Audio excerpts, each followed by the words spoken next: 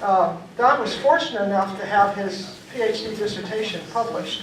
Now, not all dissertations get published, but his did. What is it called? Well, it's on Luis Duran, who's a Chilean writer. And he analyzed his works, and did you meet Luis, or you met his widow? It's within his publisher. Okay. We spent some time doing that. And then many of you know about his book, Finding Heaven. And then I brought just a couple of other books that we've done together, 2 different editions about the Huntington Hotel in Pasadena and the city of Laguna Niguel. So I'll pass those around. And then we'll get into some of the life story things. And this is what you do when you're writing your own life story. For most people, the topics that I'm going to tell you about would be chapters, so that you would divide the topics up, phases of your life, stages of your life by chapters. Some people divide it, as Don did here, with as what we're going to do, a different chronological order. But some people will have by topic: travels, pets, houses, things like that. So some people will do it by topic rather than by chronology. And then we had one lady who only had 2 parts to her book, no chapters. Part 1 was the first husband, and part 2 was the second husband. We've never had anyone else like that. But anyhow. She wrote it. Probably not. Sounds like a colorful book. Yeah, it is. Okay, well, let me just give you the highlights of Don's life that would give you an idea of what you might be thinking of. He was born in Detroit, Michigan. You start with the place of birth into a Protestant Christian family. And his parents wanted him to experience all different denominations, and he'll tell you something about that. One of the most important aspects of his early life was the participation in camps. So we will pass around Camp Nisokoni, which is a YMCA camp in Michigan. And he went there starting at age 8, or no, 10, for 8 weeks every summer. Imagine going to a camp for 8 weeks. Yeah, he thought so too. Anyhow, that he has a lot about the YMCA camp. It was a wonderful camp. We visited it not that long ago, and it still is by a wonderful lake and has an outdoor chapel by the lake.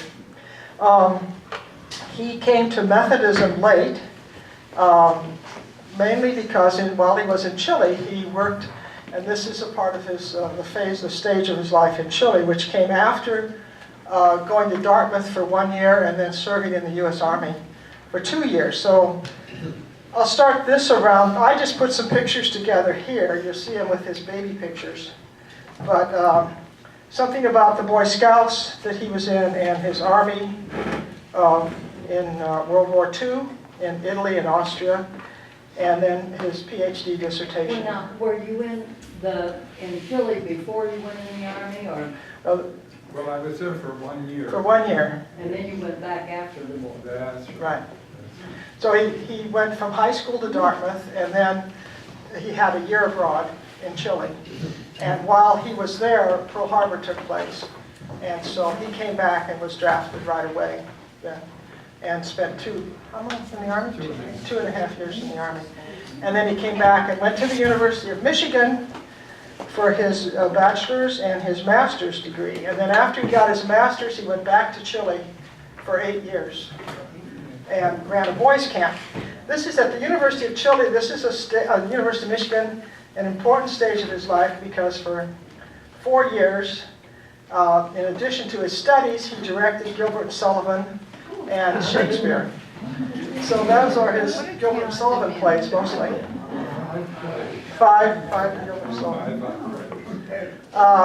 And then later, after our children were born, Kathy can attest to, we had season tickets every year to Gilbert and Sullivan in San Francisco. And, we went to the matinees in San Francisco. That was wonderful. Yeah. Oh, wow. Oh, family. Yeah, oh, that's right. He directed the men's plays at the family camp. So anytime the men want to get together and do a couple of plays, he's got a couple of real good ones. I was wondering if we could rewind a little bit. One of my favorite stories about Don is the way he learned so many languages. He has, of course, a gift for speaking many languages, but he said as a kid, he decided, he saw so much war in the world, he said, I wanted to learn how to say, please don't shoot in every language. That's a really smart kid. Now his army career was interesting, and some of you know this, because his mother had made certain that he learned shorthand and typing in high school. He was the only boy taking those two classes at that time. When he was drafted, they saw that he had those talents as well as as well as being able to speak languages, that he could pick up Italian quickly. And so he became, I think, 19 or 20 years old. He was the secretary to the military governor of Italy, and then the military governor of Austria. So it was a great experience. This last scrapbook is his camp in Chile. He ran a boys' camp for the 8 years he was in Chile, based on his YMCA experience at camp. And those of you who come to the zoo this afternoon, we think one of those boys is coming. Mike Medavoy, who's a Hollywood film producer, has told us he will try to be there this afternoon. So, and Mike, I think, is probably a grandfather himself now. One of Tom's boys from Camp Wakanda. The boys that went there, most of them were from other countries, and some of them the sons of ambassadors and so forth who wanted their sons to speak English. The camp was English speaking. That's quickly going through the stage. Well, then, after Don was in Chile for those years, he came back and decided to get his PhD at UCLA, and he was looking for a Methodist church because he had participated in the Methodist missions in Santiago, Chile, helping with the mission, a Methodist mission station. And so he was driving down Colorado Boulevard in Pasadena and saw Pasadena First. And so he attended in the morning, and they said they had a young adult group, and he went back at night to go to it and couldn't find it. It was dark, and he wandered around the church until he finally saw a light in the distance, and I was there. so that just started another stage of his life. We have our daughter Kathy with us today. As I said, Tom will be with us this afternoon, and his wife and our two grandchildren. So if you're able to come to the zoo, I think you'll find it lots of fun, and a beautiful day to spend that out. And I can understand why you listened to everything he said, because he's really a handsome man. And a cute little baby. Yeah. Okay, well, Don will answer some of the questions that you have. If you have any questions about these stages. And then what are we doing after that? I guess I'm going to tell about their own life story then. Okay. So if you have any questions of Don, this is the time to ask them, and then I'm going to pass out some other things. Let's see, did Mary leave out anything? Well, it was how I became a Methodist.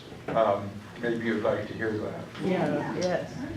Okay, well, my parents were very open-minded, and they were open. They took me to different churches. They had themselves attended different churches in Detroit of different denominations, Episcopal, Presbyterian, what we call the major Protestant churches, denominations. And I went to Sunday school at these different places. And so my mother was a very wise woman and well-read and was well-educated. So I learned an awful lot from her. But she wanted me to be open-minded and to decide if I wanted to belong to a given denomination, which one would it be? That was for me to decide. So it was confusing for me because I didn't see that much difference between one and the other. The only thing that I didn't like was sometimes when I'd be at a church, let's say Episcopal, they might say to me, now you must be an Episcopalian or you won't get into heaven. And I wanted to go to heaven. And I wanted to be good. So that really bothered me, because then when I was in a Presbyterian church, they would say the same thing. And I found that, you know, what's right, which one is the right one to get to heaven? So I remained open. And at the YMCA camp I went, there were young men, Protestant men from all different denominations, and they were all wonderful. I was especially impressed by the ones from Ohio Wesleyan, which is a Methodist university in Ohio. And they were, for some reason, all from the drama department. And they were the ones who taught me how to act and how to direct and all the phases of play production, such as costumes and makeup and publicity and so forth. But what drew me the most to love dramatics was the possibility of being a director of plays, which later became an important part of my life. Anyway, so maybe that was the beginning of my favorable impression of Methodist. But where it became completely convincing to me was when I was in Chile. I attended an English-speaking church which was interdenominational, but the pastor was Methodist. And he was a wonderful pastor, and he explained to me that in the Methodist church, people are open-minded, and they would never say, you have to be Methodist to get to heaven. They were so broad-minded. You know, today we kind of use a little motto, open doors, open hearts, open minds. And so that was the first step toward my becoming a firm Methodist. When I came back to the University of UCLA, University of California, Los Angeles, they had a Methodist organization for students. It was called the Wesley Foundation. And I became a member of it. And I attended the church that Mel Wheatley was the pastor of. Mel Wheatley was the wife, the husband. Lucille was the wife. The husband of Lucille, who has been a faithful member of this class, and I'm so sorry to hear that she fell. Mary and I say we have a new law in life. It is absolutely forbidden to fall. That's a good rule. You need to keep it. Yeah. I used to wonder why we would hear she fell and broke her hip. She fell and broke her arm. She fell and something else, or her knee needs replacing. And I thought, well, why are these people falling?